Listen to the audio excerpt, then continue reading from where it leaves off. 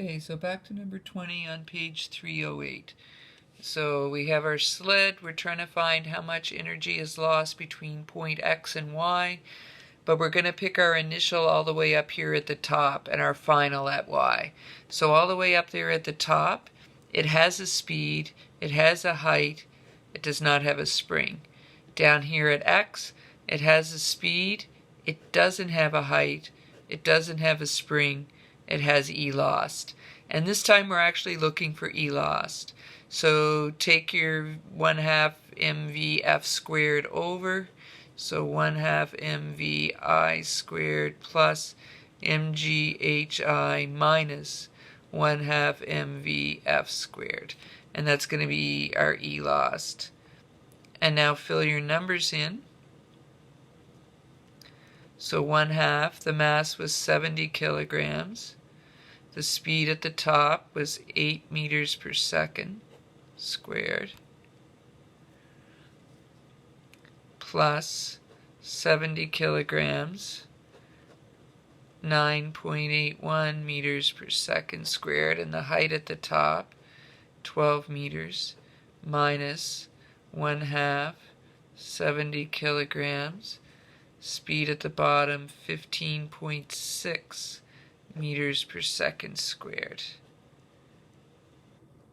Make sure you square this 8 and this 15.6 when you're typing it in.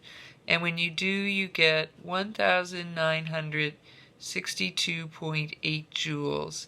But this is not the final answer, because this is the E lost from the very top to point Y. It only wants in this question the E lost between X and Y.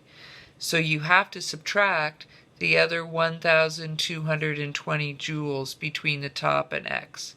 So minus 1,220 joules. Therefore, the E lost between X and Y should equal 742.8 joules. Okay? Done.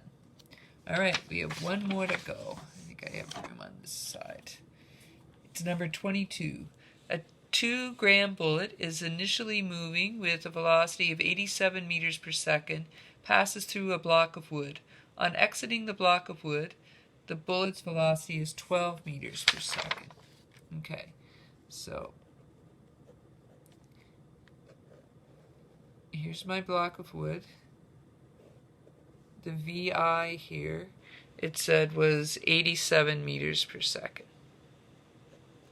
And the VF on this side is 12 meters per second. How much work did the force of friction do on the bullet? So the first part of the question is asking for E lost. So 1/2 mv initial squared, mgh initial 1/2 kx initial squared equals 1/2 mv final squared, mgh final 1/2 kx final squared plus E lost. So initially, definitely has a speed. No height change here. No spring. Finally, has a speed. No height change, no spring, there is an E lost. And you're actually looking for the E lost. So the E lost is just going to be 1/2 mv initial squared minus 1/2 mv final squared. So E lost equals 1/2. It told us in the question, mass of the bullet was 2 grams, or 0.002. You have to change it to kilograms, right? To kilograms. 87 meters per second squared minus 1/2 0.002 kilograms times 12 meters per second squared.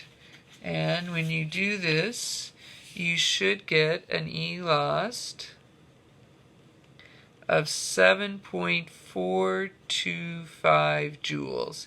Now you might think that's not big, but it's because the mass of the bullet's so tiny, right? So then it says, if the wood block is 4 centimeters thick, what is the average force that the wood exerts? So now it's telling us that this distance, delta D, is 4 centimeters. And remember, E lost is equal to the work done by friction. In other words, E lost is equal to F, oops, I should have probably wrote it work, friction times delta D cos theta. And we're looking for friction, so divide by delta D cos theta. So E lost divided by delta D cos theta. So we have our 7.425 joules. Our delta D, they told us in the question, 4 centimeters. You have to change it to meters, so 0.04 meters. And the angle, so the bullet's delta D is this way, but the friction is acting on it this way. The angle will be 180. Okay, and when you do the math here, you should get negative 185.625 newtons, where just like in the example where I ran out of time, this negative means opposite motion. Okay? So hopefully those are pretty good. Maybe just a few more practice, and then we'll be ready to move to the next unit. Okay?